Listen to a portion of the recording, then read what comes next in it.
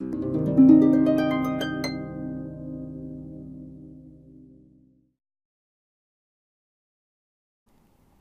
this tutorial, we will walk through a decentralized application which implements a voting on blockchain.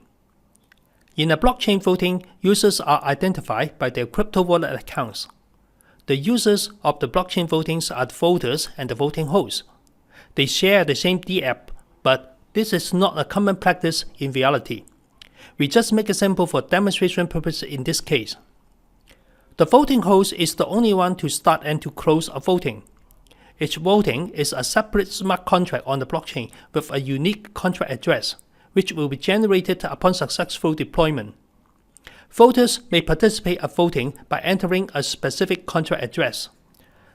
The voters may simply cast a vote to any candidate, and they may vote more than one time, but only the last vote will be counted in this sample voting application.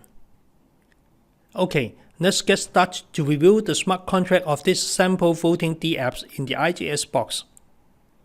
We now go to the Smart Contract tab. The first entry of the smart contract is to specify the version of Solidity compiler which will be used for this DApp, and define the names of this smart contract, voting. The variables in the smart contract will have an array of votes received for each candidate, an array of last voted candidate for each voter, an array for the list of candidates, an account address of the current user, and a boolean to indicate the voting status. The constructor is created when the smart contract is deployed. It carries the basic information about the voting, such as the candidate list and the owner's account address of this voting. The function close will change the voting status. You will check if the transaction is issued by the contract owner, because this smart contract can only be closed by the contract owner.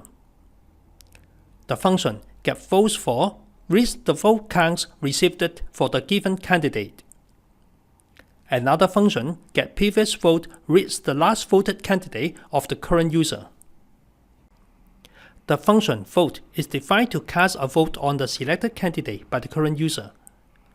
It will first check if the selected candidate is in the constructor by calling the function validateCandidate. Then it will check the voting status by the variable ended. If the current user has a previous voter record, it shall first reduce the vote count of the previous voted candidate. Update the variable previous vote of the current user with the selected candidate.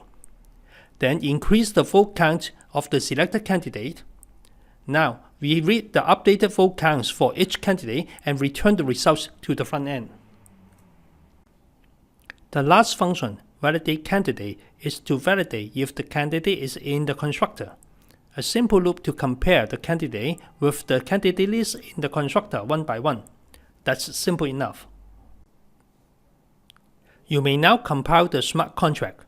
If there is no error, you need to copy the bytecode and the ABI, the Application Binary Interface, in the Compiler Output tab.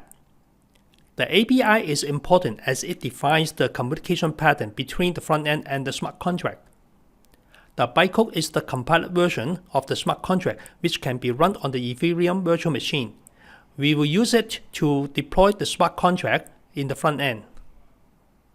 Okay, we have gone through the voting smart contract. In the next section, we will explain the front-end coding in JavaScript, HTML, and CSS.